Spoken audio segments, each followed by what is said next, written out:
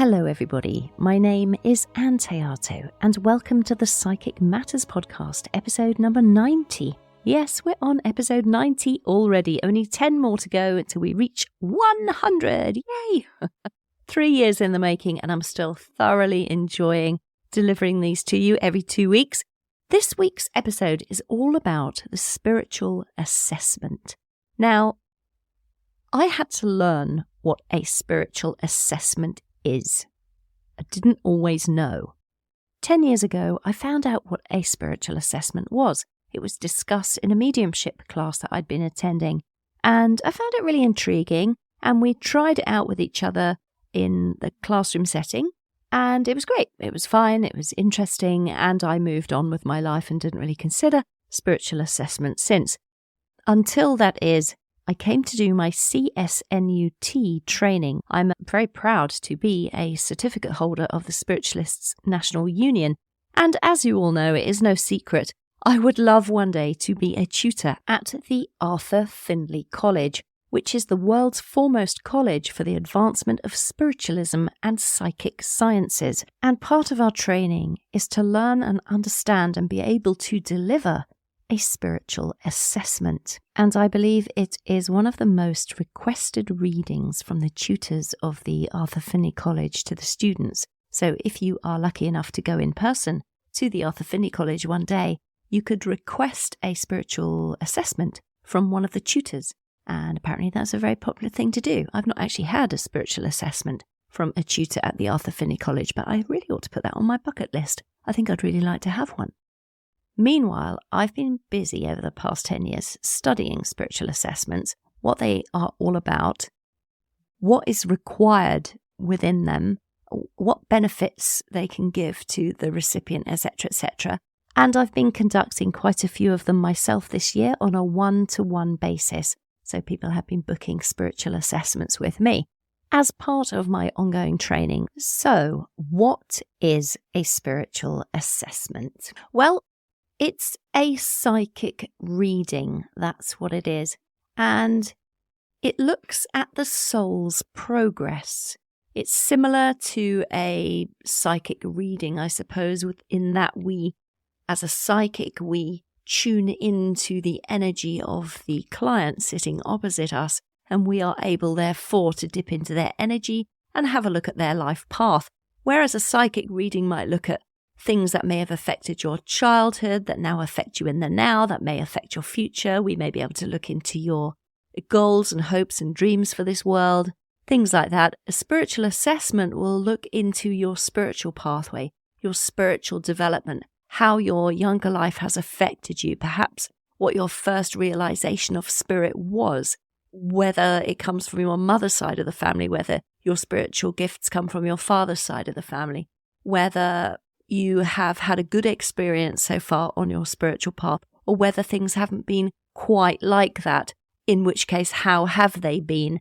At what age were you when things started to develop? It's all these sort of things that we can pick up as a psychic or a medium. It's all these things that we can pick up from the energy body of the recipient. And of course, within that, we can look at their hopes and dreams within the spiritual development. Where do they want to go? What sort of things are they interested in? Does our client want to focus on their healing qualities? Does the client want to focus at this moment in time on trance? Do they want to have a look at mental mediumship? Do they maybe want to go into quantum theory? Maybe they're into quantum mechanics. Maybe they're into Reiki. Maybe they're into spiritual portraiture. Maybe they're into auragraphs. Maybe they're into psychic fairs and fates and things like this. Maybe they want to develop as a psychic medium. Maybe they want to develop as a spiritual medium. Maybe they want to be developing and standing on stage in galleries, on platform, giving messages from the spirit world. Maybe they're more into mediumship on a one-on-one basis. So the person conducting your spiritual assessment will be looking at all of these things and identifying the areas that are really important to you in this moment, and the things that perhaps are unfulfilled within the soul's great potential, where you might go in the future with your spiritual development, etc., etc. And so quite a few people book because they feel a little bit lost. They don't know. They've done lots of different courses. They're not sure what path they're meant to be on. They've got interests in so many different topics. They can't decide which one they should focus on next. Maybe they've just come into it late and they're not sure what they're meant to be doing.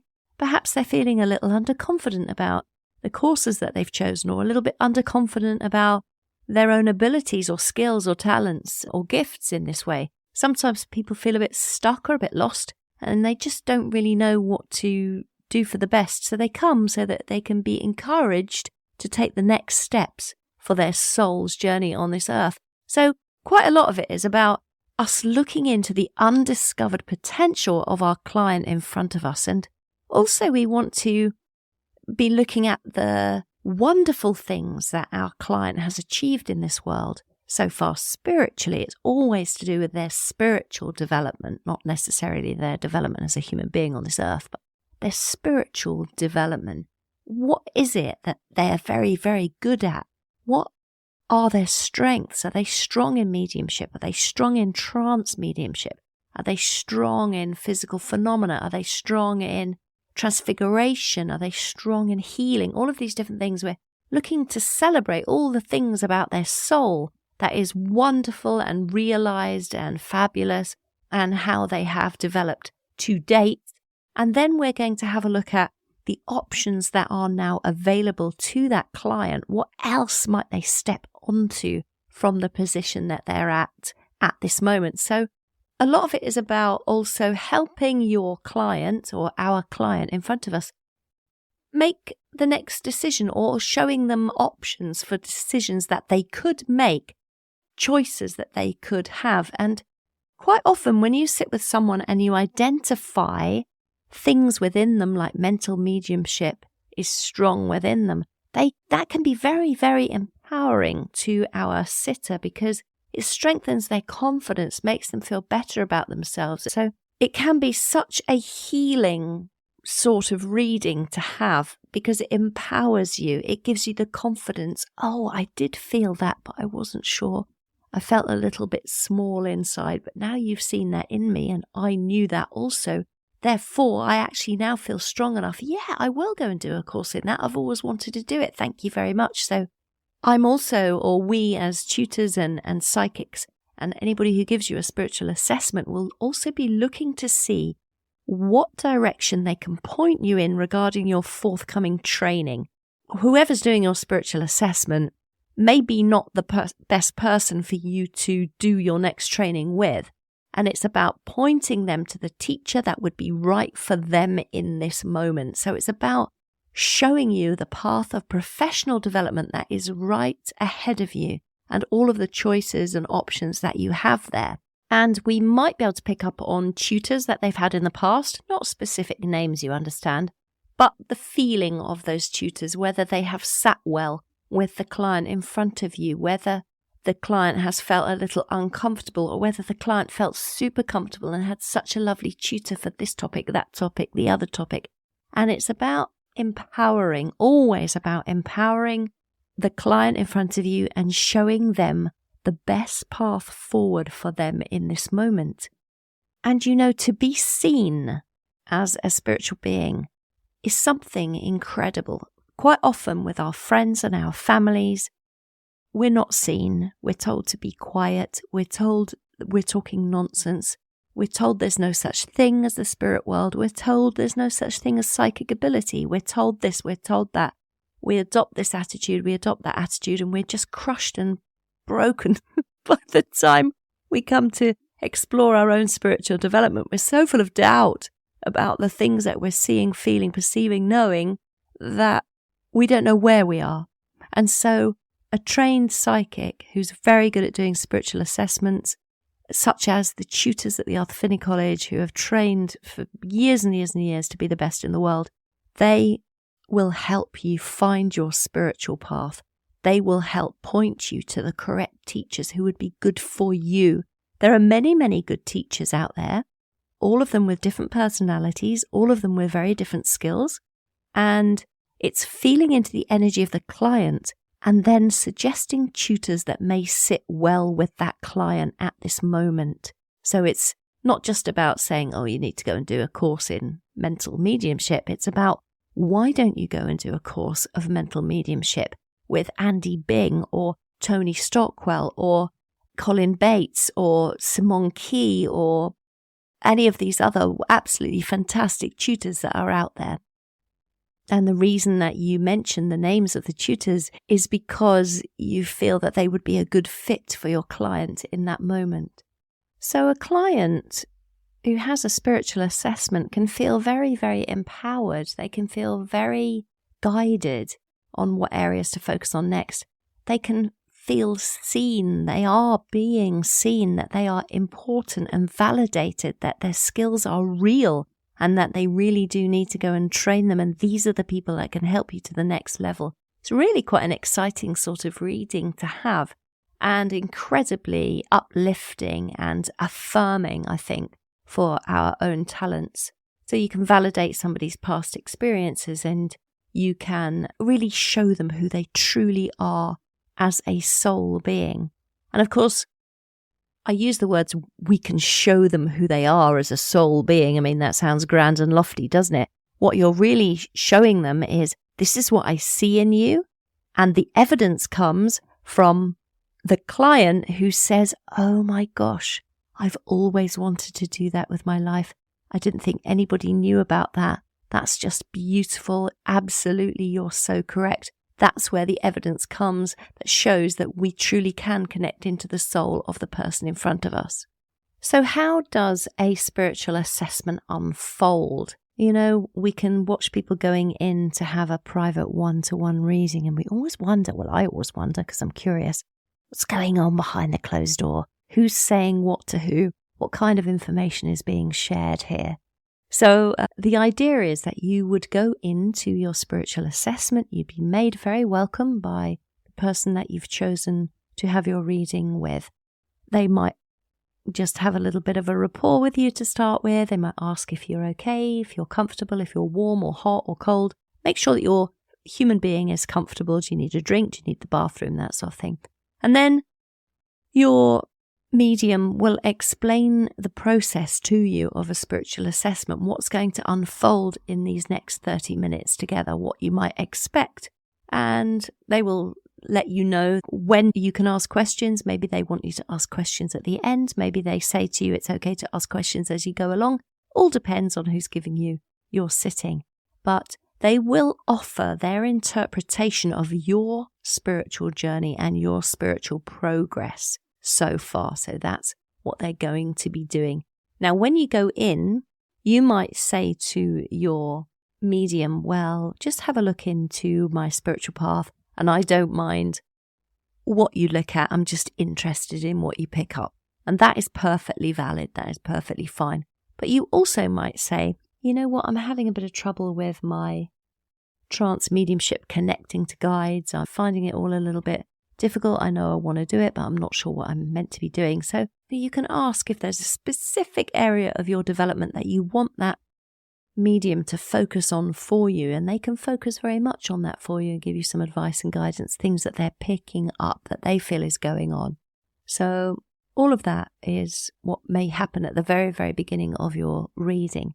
And then what they're going to do is they're going to start to feel into your energy. You don't have to do anything. You just have to sit there and enjoy the process, enjoy the time that you've put aside for yourself. And your medium is going to be feeling into the vibration of you. They're going to feel into the energy of you, the soul of you. As I say, they're looking for your hopes and dreams and your goals and your aspirations, your interests, all of those things, the things that you're talented in, the things that you haven't quite yet brought to the surface, all of that sort of thing. So they'll be looking to see, first of all, so they might feel into that first energetic impression of the client who is you.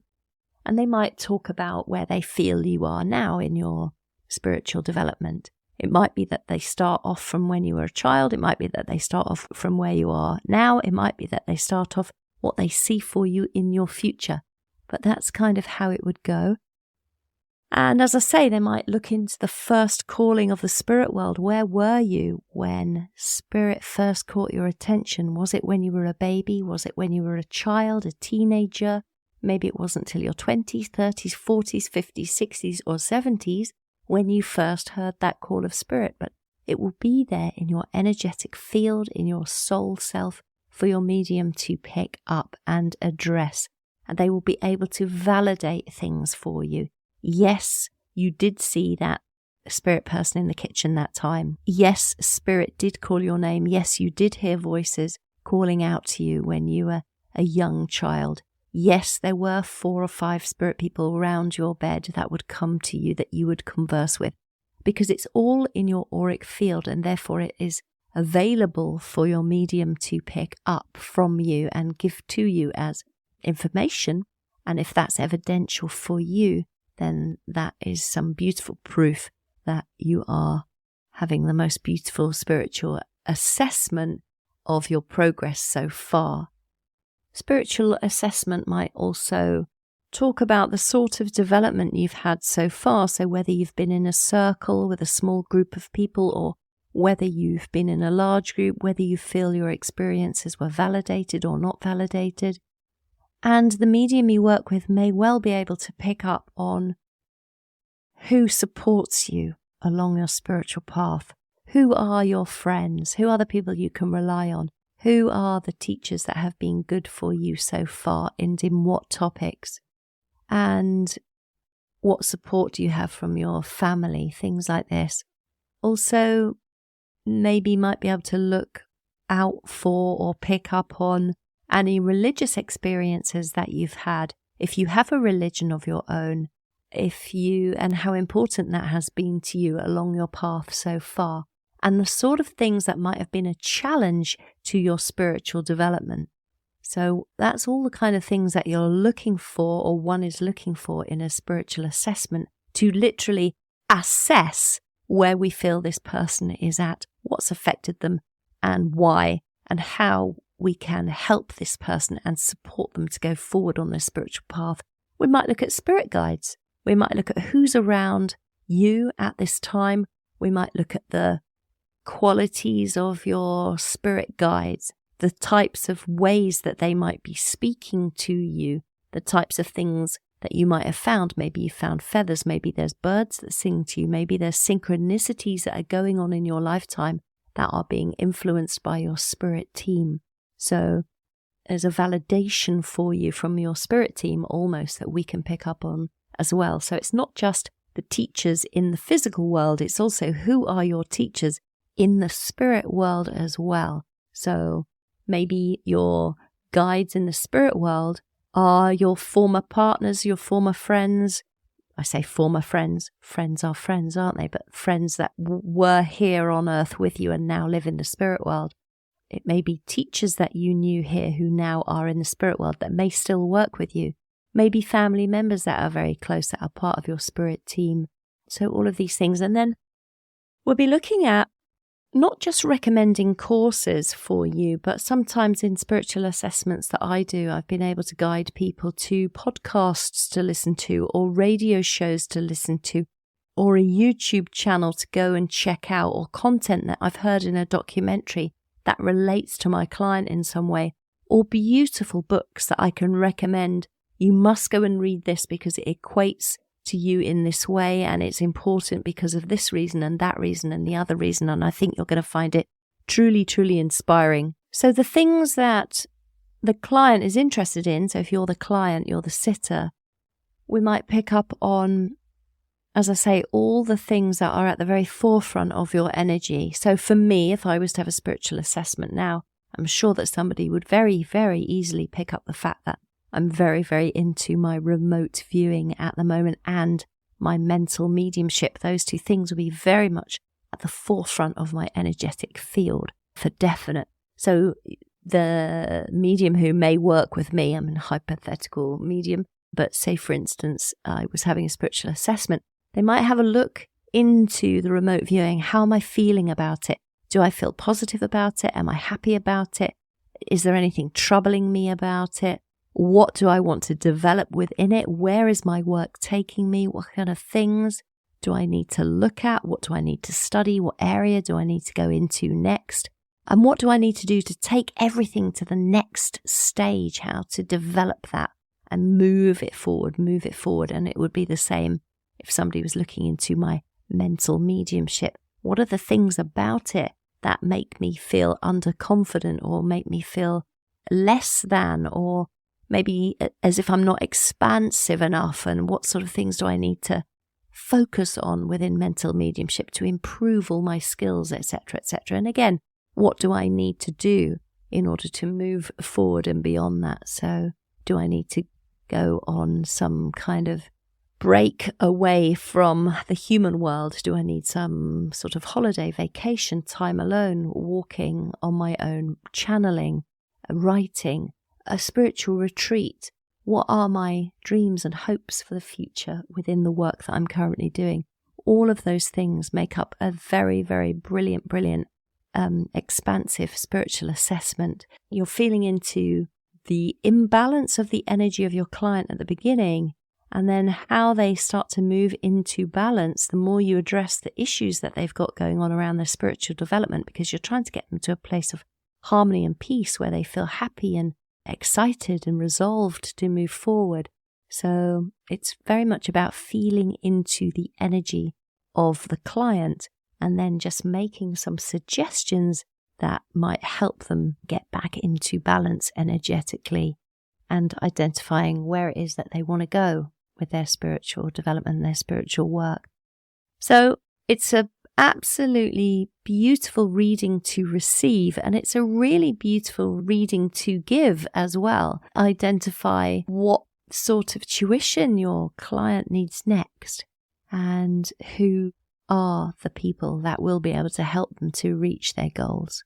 So, and anything that you can think of, or I can think of as a medium, that I think I might set them as an exercise. Oh, okay. When you go home, try this, sit in the power, go for those walks, channel spirit, write this, draw that, paint this, work with music, all kinds of different remedies that you might suggest, or exercises that you might set for your client to help them. You might go and show them the educational resources that are available to them so that they can train. Quite often people don't have money for training, so where are the resources where somebody can train and learn and develop and move forward without having to spend any money? Those kind of things are pretty key.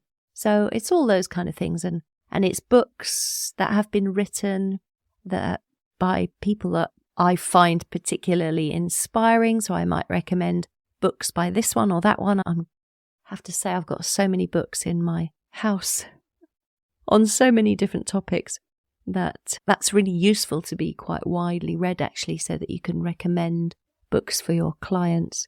And like I say, tools or things that they might want to start working with, colours or oracle cards or anything like this, or circles or development circles that you feel that you might benefit the client.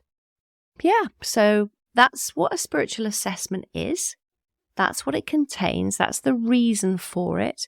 And I think people get an awful lot out of it because they're validated for who they are. They are seen. You see the light within them. You see the talents and the skills within them along their spiritual path, and the types of things that you highlight that they might want to go and develop at this time.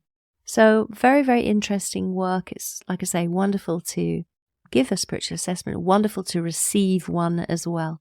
So if anybody's listening to this and they want to book a spiritual assessment, I know that all of the tutors at the Arthur Findlay College are trained to and offer wonderful spiritual assessments. So just go to arthurfindlaycollege.com and you can have a look and see. I think maybe you might need to be now this is something I need to look up, isn't it, folks?